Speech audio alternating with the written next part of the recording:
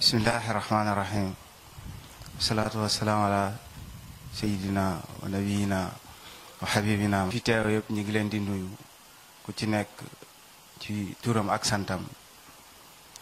ak titre bi mu fi toogee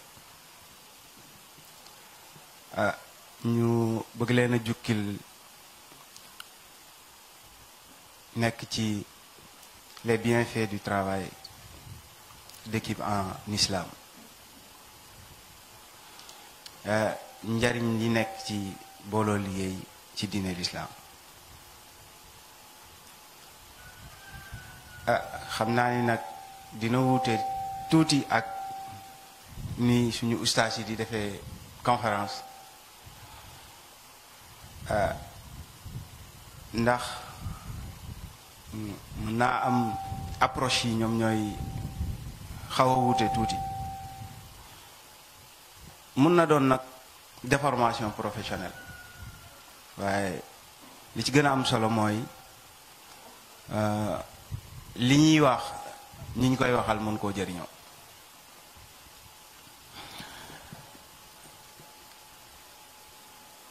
li ëpp ci discours bi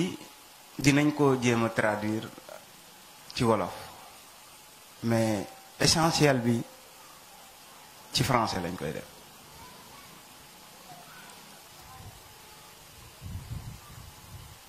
tout d'abord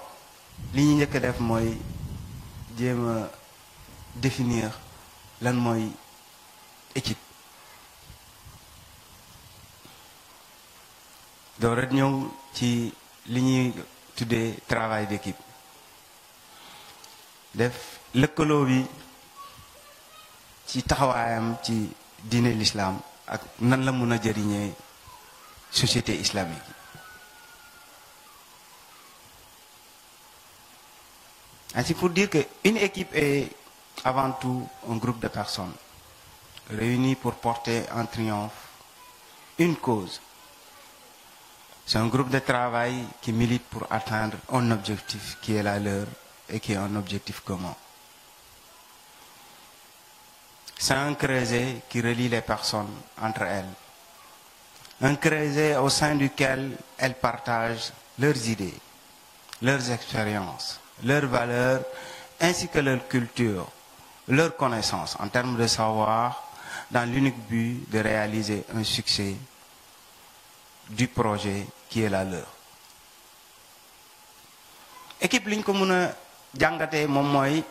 ay nit ñu booloo la pour jéem a jëmmal benn mbir mu doon jubluwaay ci ñoom. bu ñu dajaloo ci liggéey bi ñu war a def il faut que ñu am objectif te booloo boobu ñuy booloo moo leen di yombalal ñu mën a jot seen objectif boobu noonu moo tax cadre la boo xam ni day dajale nit ñi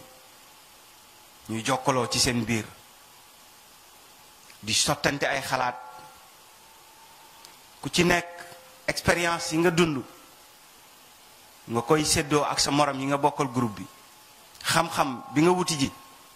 nga koy séddoo ak sa morom yi dund bi nga dund ci lenn ci sa jaar-jaar yi nga koy séddoo ak sa morom yi ngir yéen objectif boobu mu ngeen am ngeen mun koo atteindre ci ni mu gën a yombee. ku wax équipe nag wax nan la war a doxee équipe pour que mu mun a dox bu am njëriñ efficace foog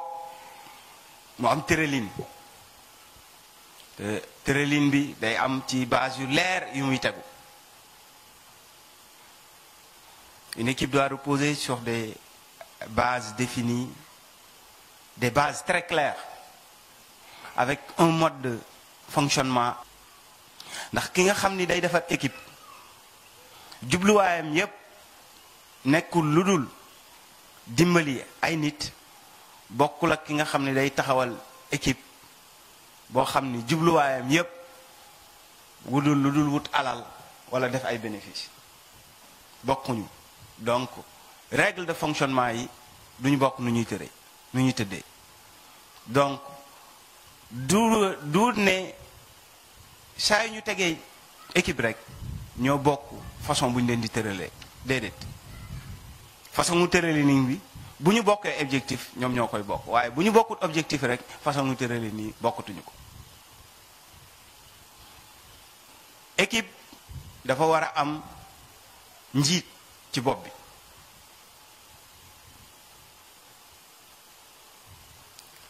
du doon chef nag parce que chef da ngay taxaw rek def leen nangam wax leen nangam def leen nangam def leen nangam ñooñu di exécuter déedéet. njiit bi coordonnateur lay doon nekk ci bopp bi di wax nit ñi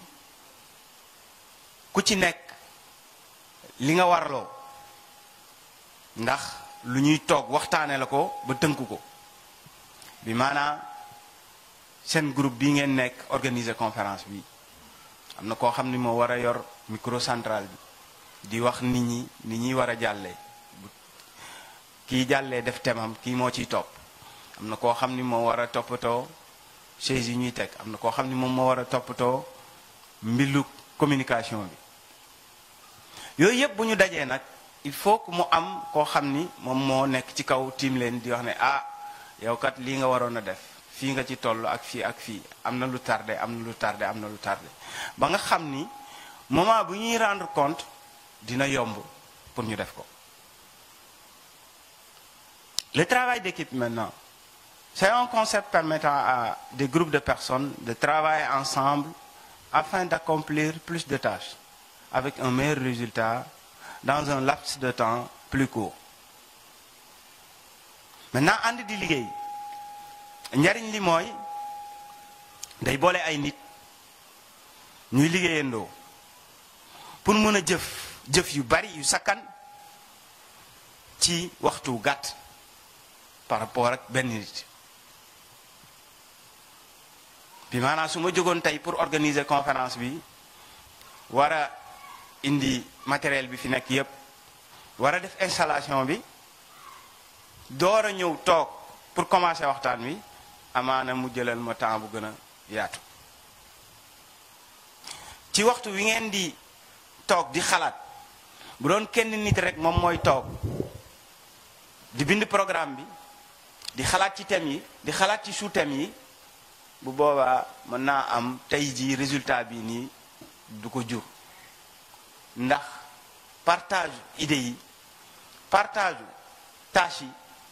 amul ndax benn nit moom mooy gàddu lépp. Donc le travail d'équipe permet d'alléger les tâches parce que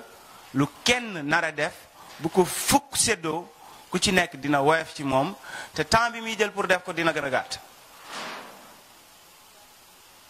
Le travail d'équipe permet d'être plus efficace ndax bu fekkee kenn nit moom mooy def liggéey bi yëpp su juumee mën naa am liggéey ba yëpp yàqu.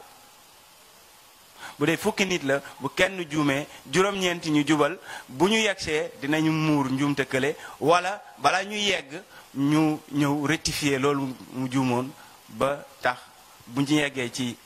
cëppaandaw ba liggéey bi yëpp mën a ñëw.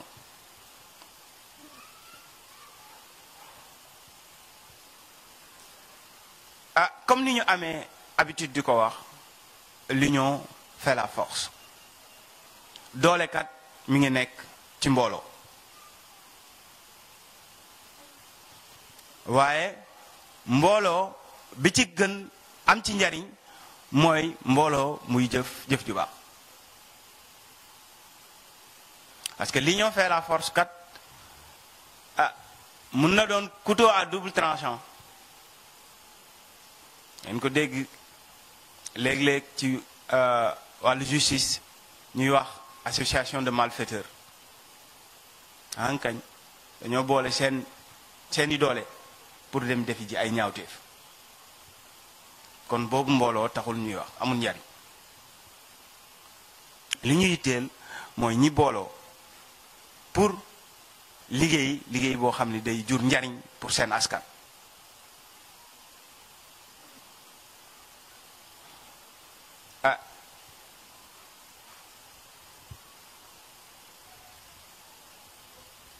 liggéey ci biir équipe pour nga mun koo def foog nga nangoo déglu.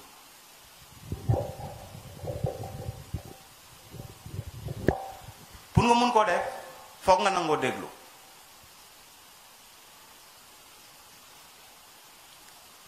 boo mënut a déglu doo mun a liggéeyandoo ak ay nit. day bokk nag ci formation nit ki mu mun a déglu. ci seen vécu dina mun a jàng ci ñoom ci seen expérience.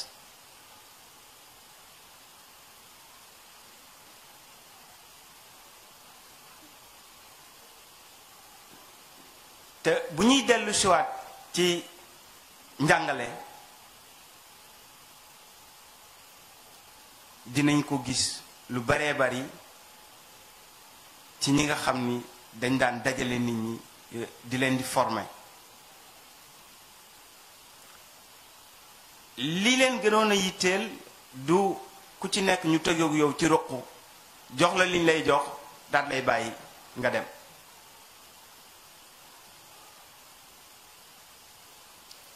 ndax li leen gën a yitteel ci ñoom moom mooy mbooloo mi ñuy doon benn say ku ci nekk di jàng ci comportement keneen ki, ku ci nekk di jàng ci njuumte keneen ki ñu koy jubbanti su ko defee yow bu subaa loolu nga mun ko éviter ba bañ a daanu ci mbir moom.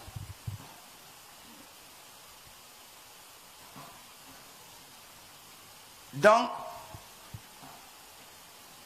bu ñuy wax ci avantage yi nga xam ni travail d'équipe am na ko, bi ci njëkk moom mooy la confrontation des avis. mooy li ñu mun a tuddee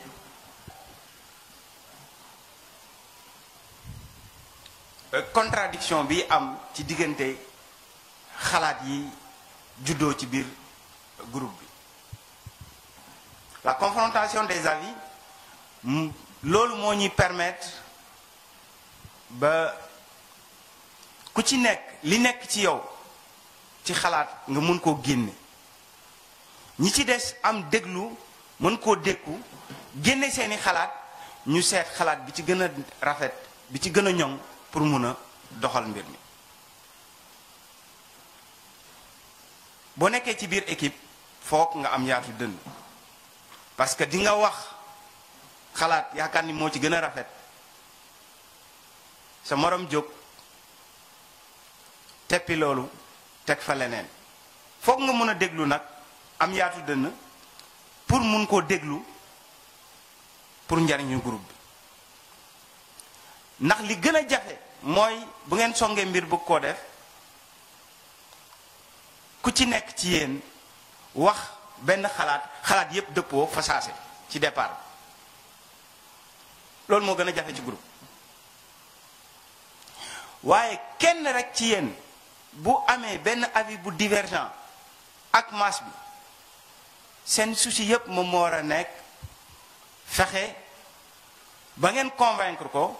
ba mu ñëw rejoindre avis central bi. parce que bu isolé woo rek dynamique de groupe bi daf koy daal di yàq.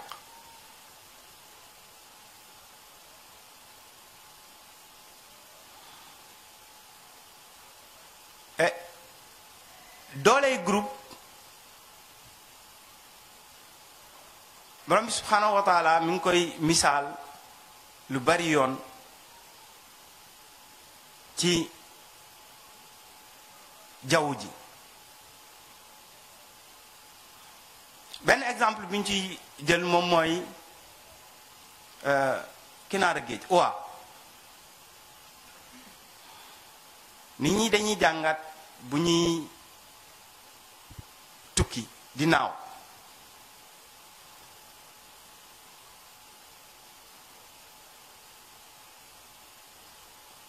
da ngay gis bu ñu nekkee mbooloo toujours bu ñuy naaw day am leader ku nekk ci kanam jiitu ñu def formation topp ci ginnaawam di naaw ñiy jàng seen comportement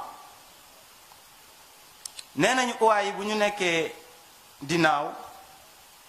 dinañuy naaw 70 fois plus vite que bu ñuy naaw de façon individuelle parce que dynamique de groupe bi moom moo leen di permettre ñu am vitesse boobu noonu te à chaque fois bu leader bi sonnee da ngay gis mu décroché duggaat ci biir groupe bi keneen jiituwaat ñu continuer seen mouvement bu kenn gaañoo ba war a wàcc duñu ko bàyyi mu wàcc moom kese foog am ku détaché wu ci groupe bi wàcc ak moom moo xam ku laafam damm la moo xam ku tànkam metti la kooku wàcc ànd ak moom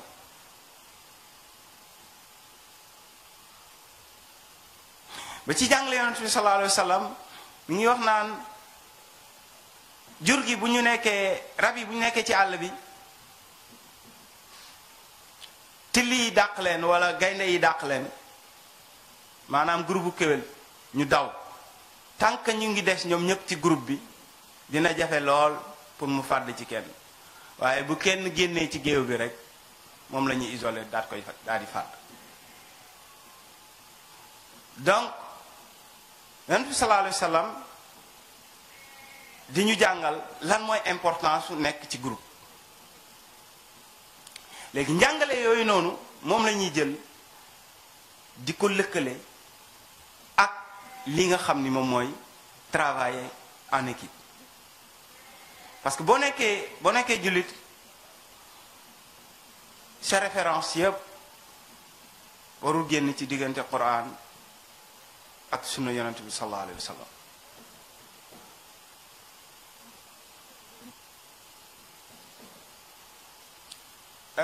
groupe aussi soxla nañ ci mu doon groupe bu am qualité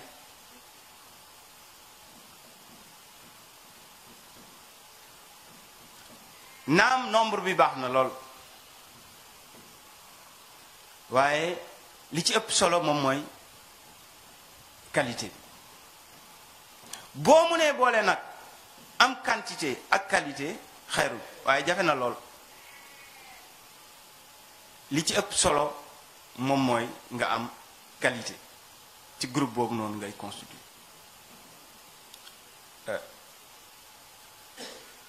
bu fekkee nag groupe bi nga am nañu qualité am nañ pas-pas am leader bu baax bépp objectif bu ñu song rek dinañ ko atteindre ci ni mu gën a gaawee te yaakaar naa ni am nañ ci illustration boo xam ni war naa dal suñu xel ñun ñépp muy xare Badar yonent bi sallallahu alayhi wa sallam ak ñi mu àndaloon boo doon def seen nombre par rapport ak yéefari Màkka yi niñ leen ëppee woon waaye groupe bi dafa am qualité am leader bu baax loolu moo leen tax ñu atteindre seen objectif ci ndimbalu borom bi subhanahu wa taala donc loolu moo war a doon inspiration jullit ñi bu ñu ko delloo ci contexte bi ñu nekk nii nga dugg ci dëkku jullit yi ci réewu jullit yi da ngay gis ni njàngale yooyu noonu dafa mel ni lu fi xaw a ràpp ndax ñépp xam nañ ni fi mu nekk nii ci àdduna bi réew yi fi gën a tàng moom mooy réewu jullit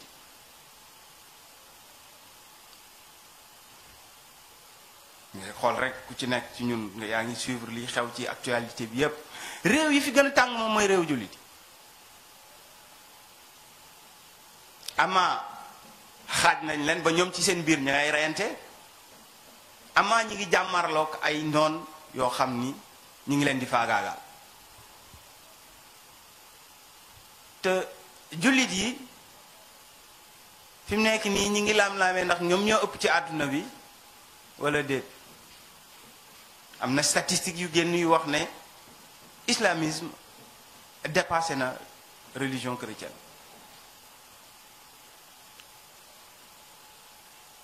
waaw lan moo leen tere booloo waxtaan ba mun a défendre peuple yooyu noonu nga xam ni ñi dul jullit ñi ngi leen di faagaagal? lan moo leen tere dajaloo ba mun a waxtaan ak peuple yi nga xam ni ay julliti kese la te ñu nekk di reyante bu metti ci seen biir? loolu nag liñ koy mën a amee mooy njariñ li day déparé ci suuf, mooy nit ñi organiser wu en équipe ci biir dëkk yu ndaw ndawaan yi. équipe yooyu noonu bu ñu dajaloo dëkk yooyu jokkaloo mu jóge ci échelle u dëkk yi dem ci échelle u réew yi, bu jógee ci échelle u réew yi dem ci échelle u communauté bi, parce que diine l'islam peuple bi benn peuple la, c'est une seule communauté.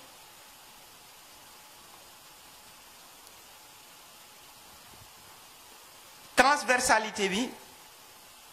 am na ba pare, li ñu dese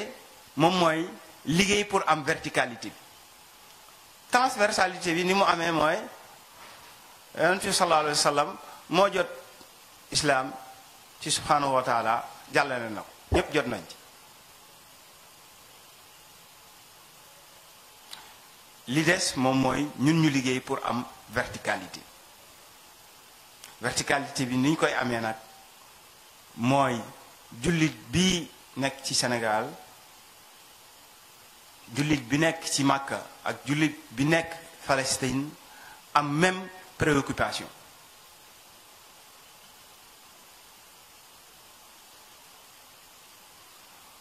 parce que ki nekk jullit mënta doon sa noon ala kulli haal. boo demee lëkkaloo ak keneen ku dul jullit nag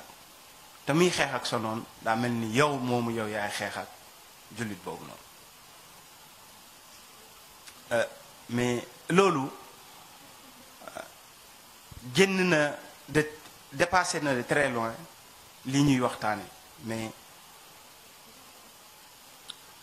possibilité la rek bu ñu gis ci travail d'équipe en islam bu ñu ko commencé à la base, résultat bi fi mu mun a aboutir. ba tey ci lëkkale bi ñu wax ne la coopération est une obligation en islam.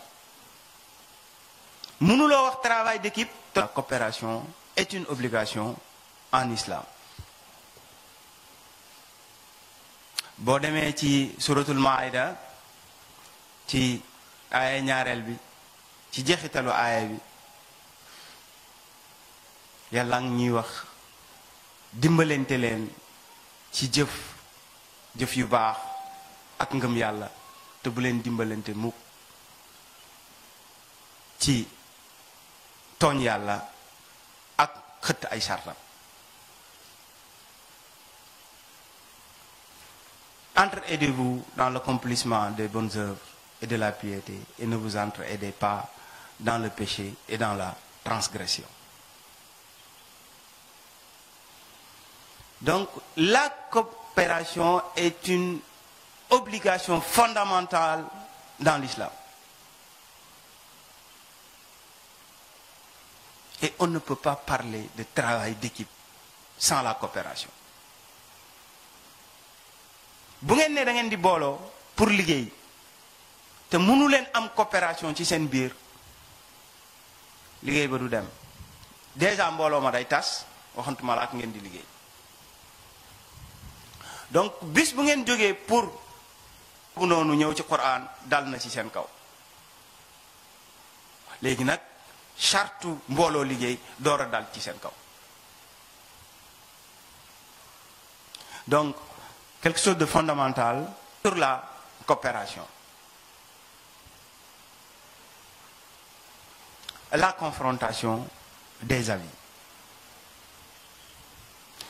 Le développement des compétences.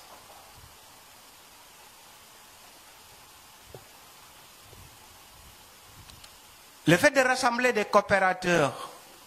des collaborateurs dans une équipe permet de créer le lien et de favoriser le partage au sein de la société ou de la communauté.